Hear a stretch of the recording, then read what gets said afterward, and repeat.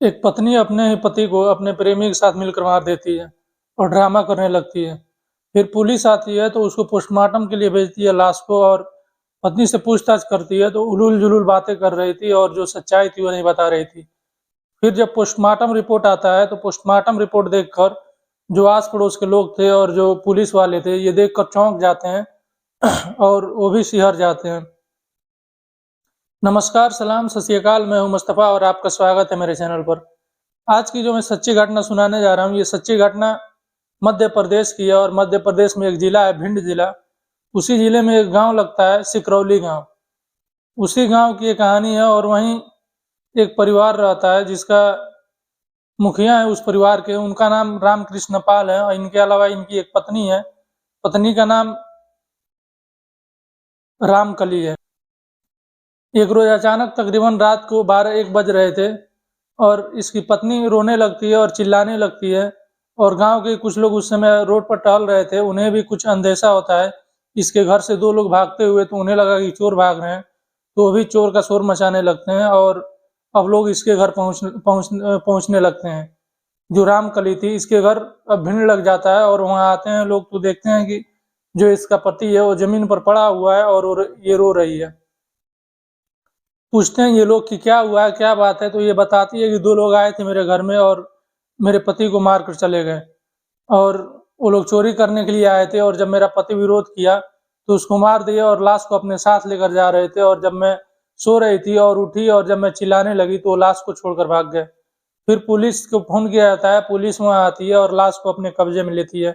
लाश को कब्ज़े में लेने के बाद पोस्टमार्टम के लिए भेज दिया जाता है और पोस्टमार्टम का भी रिपोर्ट आया नहीं था, तब तक इधर पुलिस इस महिला से जो जो जिसका पति मरा था उससे पूछताछ करती है और इससे बातें करती है। ये महिला पुलिस से भी वही कहानी सुनाती है जो पहले गाँव वालों ने सुनाई थी। फिर तब तक रिपोर्ट आ जाता है और रिपोर्ट में जो था वो बेहद ही खौफनाक था। पोस्टमार्टम रिपोर्ट में जो आया था वो पुलिस देखती है तो चौंक जाती है, क्योंकि जो उसका पति था उसको करंट लगाया गया था और करंट से मारा गया था। अब पुलिस भी सोच में थी, अगर चोरी करने कोई आएगा तो करंट से क्यों मारेगा। शक कहीं न कहीं पत्नी के ऊपर भी जा रहा था, लेकिन पत्नी की हालत अभी उतनी ठीक नहीं थी कि पुलिस उससे सख्ती से पूछताछ करे। पत्नी का रो-रो कर बुरा हाल था। ये जिस दिन घटना हुई थी वो तारीख थी 13 नवंबर की, इसी साल की 2022 की बात है, और पुलिस को अभी समझ में नहीं आ रहा था कि क्या किया जाए। पुलिस गाँव वालों से पता करती है उस महिला के बारे में, तो पता चलता है कि आए दिन इस घर में झगड़ा होता रहता था और इसका एक प्रेमी भी है इस महिला का, जो इसी गाँव का है।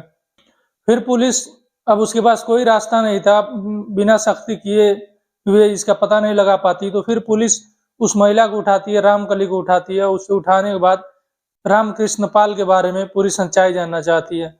लेकिन महिला इधर-उधर की बातें कर रही थी, पुलिस को गुमराह कर रही थी और जो सच्चाई थी वो पुलिस को नहीं बता रही थी। पुलिस को फिर अपना पुलिसिया रवैया अपनाना पड़ता है और सख्त होना पड़ता है। जब पुलिस सख्त होती है तो ये महिला पूरी बात तोते की तरह बोल देती है।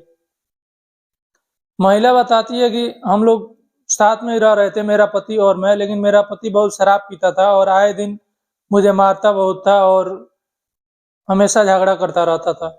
इससे मैं तंग आ चुकी थी और इसी के साथ एक और लड़का था जिसकी उम्र 19 साल थी, वो भी मेरे घर आया करता था शराब पीने, और ये दोनों साथ में बैठकर शराब पीते थे। और उस लड़के का नाम था फोंदा, और फोंदा और ये जो रामकृष्ण पाल था, ये लोग साथ में ही रामकृष्ण पाल के घर शराब पीते थे।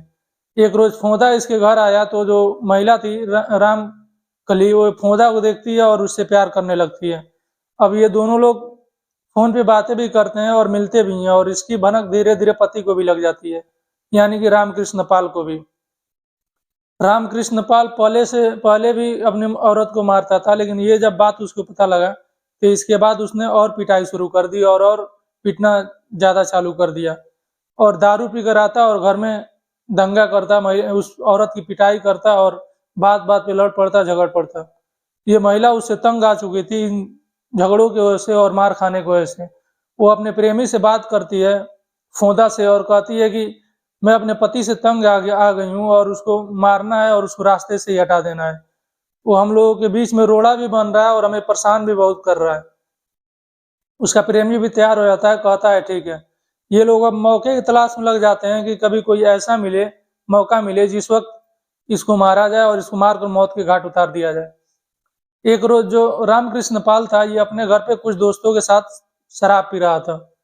शराब इतना ज्यादा पी लिया कि ये अपना होश बिल्कुल भी खो बैठा और अब बेहोश हो चुका था और बेहोशी आलम में था।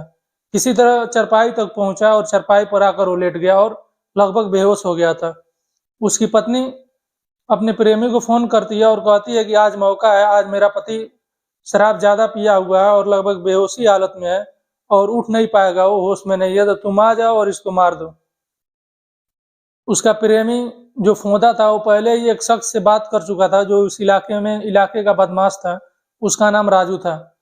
ये दो लोग आते हैं वहां, उससे उस दिन फोन करता है, उसको फोन करके वो राजू को भी बुलाता है। ये दोनों लोग इसके घर आते हैं, रामकृष्ण पाल के घर, और यहाँ आने के बाद इसके शरीर को जो जिस चरपाई पे सोया हुआ था उसी चरपाई पे बांध देते हैं। रस्सी से पैर हाथ पूरा बांध देते हैं और मुंह में कपड़े ठूस देते हैं ताकि ये बोल ना पाए और चिल्ला ना पाए। उसके बाद से वायर का इंतजाम किया जाता है, तार का, और एक स्विच बोर्ड में लगाया जाता है उस तार को, और उसमें अब करंट दौड़ने लगती है।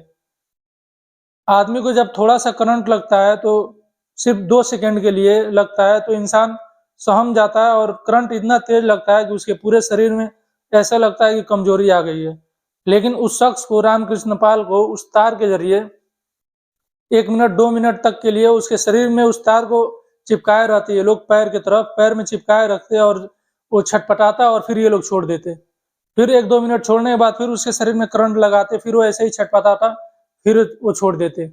ये लोग ऐसा तब तक करते रहे, तब तक जब तक कि उसकी मौत ना हो गई। जब इन लोगों को लगा कि अब ये रामकृष्ण पाल मर चुका है, तो ये लोग करंट लगाना बंद किए, और करंट लगाने के बाद ये लोग अब लाश को ठिकाने लगाने के लिए अब लाश को घर से बाहर निकाल रहे थे। ये लोग पहले ही प्लानिंग बना लिए थे कि एक नदी है वहां, कुंवारी नदी, उसी नदी में ले जाकर इस लाश को मारने के बाद फेंक दिया जाएगा। ये लोग अभी पीछे वाले दरवाजे के पास बाहर निकले ही थे कि तब तक कुछ लोगों की आने की आहट होती है। रात 12-1 बज रहा था तकरीबन उस टाइम, और कुछ लोग सड़क पे टहल रहे थे।